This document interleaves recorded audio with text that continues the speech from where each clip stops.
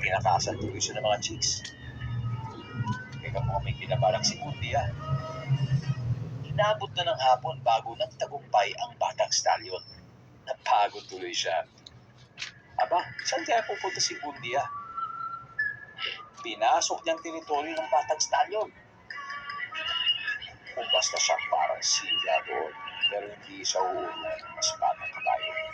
Simula na ng hapulan, itinaboy ni Bundia ang batang stallion palayo sa mga babae. Mautak din no? Mahigit 1 kilometro ang tinakbo ng batang stallion bago ito huminto sa sobrang pagod.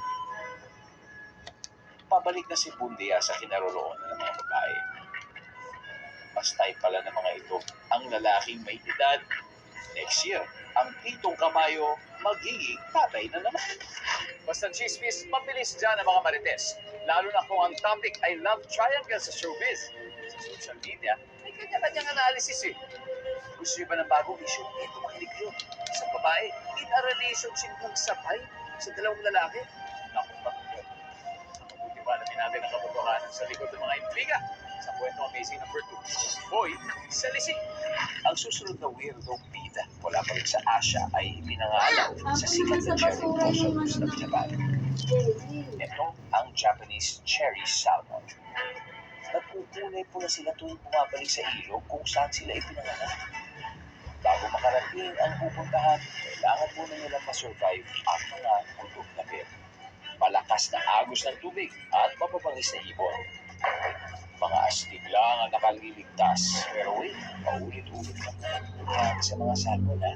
Ito ang palaging nangyayari sa kanila. Para mag-gets nyo kung gaano ka-weirdo ang mga salmon, throwback muna tayo. Noong maliliit pa lang sila, ang mga sigang lalaki ay pumipili ng teritoryo sa ilog. Habang buhay silang nanitirahan sa freshwater na ito. Ang tawag sa kanila ng mga Japanese ay Yamane. Walang choice ang ibang salmon kundi magtupo sa mapanganib na dagat kung saan mas maraming predators. 10% lang sa mga ito ang magsasurvive. Pag ready na silang makipaglabing-labing, babalik sila sa ilog. Malalaki na sila. Dahil yan sa saganang pagkain nila sa karagatan, mas malaki sila ng 30 times kumpara sa mga Yamane. Nag-iba na ang ihip ng hangin sa lugar kung saan sila nanghihintro. Dati, ang maliliit na lalaki ito ang uli sa lugar. Ngayon, nagpapakit na lang siya sa babae para makapaglabing-labing. Pero mukhang hindi siya pinapansin ito. Pero huwag niyo silang isulit. Kahit maliliit, malalakas naman sila. Sayang naman kung wala silang anak na magmamana ng kanilang lakas. So, anong solusyon? Diskarte. Habang pinag-aagawan ng tagpuhala mga lalaki at babae, tumitsyempohan ang Yamame. Ang nangalong lalaki, kumikilos na sa tabi ng babae para makapatuloy sa itlog. At habang busy ang dalawa sa labing-labing, ito naman ang hindi niya napapansin. Sumingit ang Yamame, nautak si kumpare. Pasimple rin pala itong nag-release ng semilya sa babae. Ayan, may pagmamana na ng kanyang pagiging malakas at maliskip. May mga taong challenging na ang buhay pagkapanganak pa lang. Pero marami namang nakakaahon sa hirap dahil nagsusumikap. Sa ating huling kwento, buhay ng mga batang alimango ang nakataya matapos silang iwan ng kanilang nanay sa dagat. Kung paano sila magsusurvive, alamin natin sa kwentong amazing number 1. Sugod, mga kapatid! Balikan natin ang mga itlog ng Christmas Island crabs. Matapos silang anuli sa Indian Ocean, maglinis din silang na-hatch.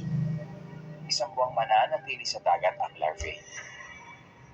Pero may naglipa na panganib dito. Ang masuswerte na kabalik sa dalampasigan nag-transform na at naging maliliit na crabs. Simula na ang kanilang journey sa kalupaan. Dala ng instinct, alam na nila kung saan sila pupunta. Ang problema, may nakaharang na crazy ants. Malaking banta ang mga langgam sa survival ng mga limango. Isa lang ang Crazy Ants sa kahaharapin nilang challenge sa susunod na 4 na taon. Pero tuloy ang kanilang paglalakbay. Medyo weird na strategy pero umaabot naman sila rito, so why not? Iisipin mo baka hindi naman ito nakakatulong o kaya katawa-tawa. Pero dahil buhay pa rin sila, naka-effective naman naman.